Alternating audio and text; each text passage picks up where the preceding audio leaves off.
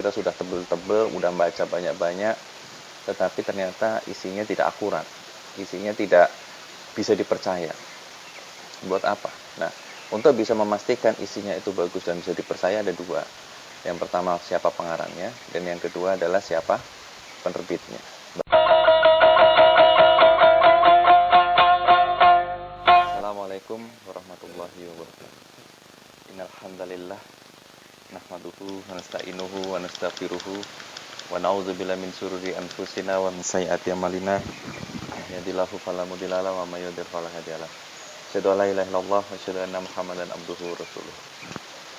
Alhamdulillah, pada kesempatan hari ini kita sama-sama berada di sebuah tempat, ya, ini khususnya adalah di Sekolah Citra Alam Ciganjur, ya, tempat anak saya dulu sekolah di sini. Alhamdulillah, hari ini kita akan membicarakan mengenai masalah beberapa buku-buku yang sementara ini banyak kita jadikan sebagai ajang untuk referensi kita, ya. Buku-buku yang penting-penting yang untuk jadi referensi kita, tetapi yang memang memiliki jalur yang baik dan memiliki periwayatan yang baik pula, ya. Jadi kalau mencari buku, yang pertama dicari bukan judulnya, tapi siapa pengarangnya. Karena bagaimanapun juga sebaik-baiknya judul, kita lihat dulu pengarangnya. Kalaupun memang judulnya menarik sekali dan kita mau beli, ya silahkan. Tapi pastikan dulu pengarangnya siapa. Karena pengarang ini sangat penting bagi kita semua untuk bisa menentukan apakah yang kita baca ini manfaatnya, mudaratnya banyak mana, gitu. Karena itu akan sangat menentukan, ya. Dan juga ketika kita akan membeli sebuah buku, lihat juga penerbitnya siapa. Kita tahu ada beberapa penerbit yang dari Syiah dan lain sebagainya, yang saya kira kalau kita membeli itu tentu kita akan kurang relevan dan kurang pas dalam ya sayang banget gitu ya, kita sudah tebel-tebel, udah baca banyak-banyak, tetapi ternyata isinya tidak akurat, isinya tidak bisa dipercaya. Buat apa? Nah, untuk bisa memastikan isinya itu bagus dan bisa dipercaya ada dua. Yang pertama, siapa pengarangnya, dan yang kedua adalah siapa penerbitnya. Barulah kita explore, ya. Nah, hari ini kita akan menjelaskan atau ingin memperkenalkan sebuah buku, yaitu rangkuman atau ringkasan Bidayah wa Nihayah karya Ibnu Katsir. Kenapa buku ini kita sampaikan pada kesempatan hari ini? Pertama, Bidayah wa Nihayah ini artinya yang awal sampai yang akhir. Di sini ini adalah merupakan karya besar Ibnu Katsir setelah tafsirnya yang sangat fenomenal, ya, karena di dalam buku ini kita akan mendapatkan banyak sekali informasi dari pengarang yang memang mengarang tafsir sahih Ibnu Katsir.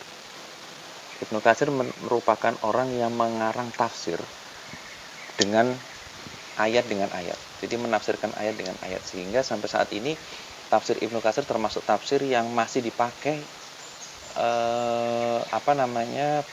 buku tafsir itu sampai saat ini. Padahal banyak sekali tafsir-tafsir dari ulama-ulama sebelum atau setelahnya bahkan yang sudah tidak lagi relevan karena penafsirannya adalah dengan zamannya. Beda dengan Ibnu Katsir yang menafsirkan dengan ayat atau dengan hadis. Itu bedanya. Makanya langgeng sampai sekarang. Nah, maka saya kepengen beli juga karya yang kedua yang besar, yaitu ringkasan Bidayah wa Nihayah. Sebetulnya buku Bidayah wa Nihayah ini ringkasannya, ya, ringkasannya itu kurang lebih berapa halaman? Ini ada sekitar 928 halaman, hampir 1000 halaman. Karena pada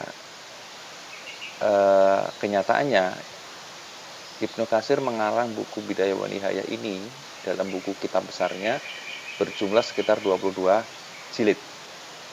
Ya, masing-masing jilid itu ya sekitar 800 halaman atau 600 sampai 800 halaman. Ya, luar biasa. Nah, Ini diringkas sama Ibnu Katsir. Ya. Ini oleh Dr. Ahmad Al-Khani ya, diringkas oleh Dr. Ahmad Al-Khani dari 22 jilid ringkasan Bidayah wa Nihayah, luar biasa. Minimal kalau kita belum bisa beli yang 22 jilid, paling tidak kita bisa beli yang ringkasannya juga. Kenapa Bapak? Kita perlu mempunyai buku ini karena kalau kita mau melihat ya, lihat dulu daftar isinya. Ya, daftar isinya seperti apa? Begini. Di sini Ibnu Katsir ya, menjelaskan mengenai masalah di bab satunya adalah pembentukan alam semesta nih ya. Di bab satunya mulai dari penciptaan langit dan bumi, kemudian bagaimana penciptaan malaikat, penciptaan jin, kemudian siapa yang menghuni bumi sebelum Adam. Nah, itu disebutkan semua di sini. Sampai nanti diutarakan per tahun ya. Walaupun di sini juga ada nih tentang cerita-cerita ya, kisah-kisah macam-macam nih. Cerita-cerita sebelum Rasulullah dan cerita-cerita di hijrah, di tahun-tahun hijrah.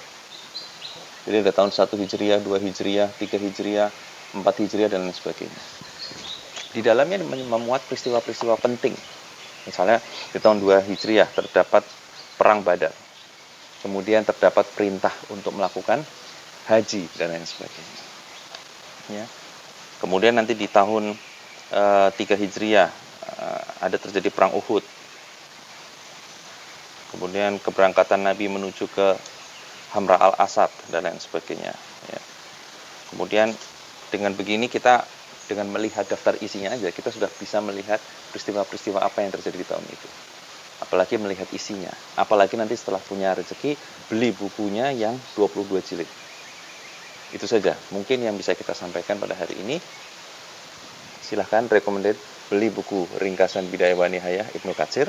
Sekali lagi Ibnu Katsir, beliau adalah seorang yang memiliki kemampuan untuk membuat silsilah ataupun membuat sekuensial sejarah ya, mulai dari bagaimana bumi diciptakan, siapa penghuni-penghuni bumi sebelum manusia, sampai tahun wafatnya beliau dan tanda-tanda kiamat yang ada di dalam Quran. Beliau tinggal mengambilnya saja, mengcapture-nya saja dari tafsir beliau sendiri. Itu saja, terima kasih. Insya Allah bermanfaat. Assalamualaikum warahmatullahi wabarakatuh.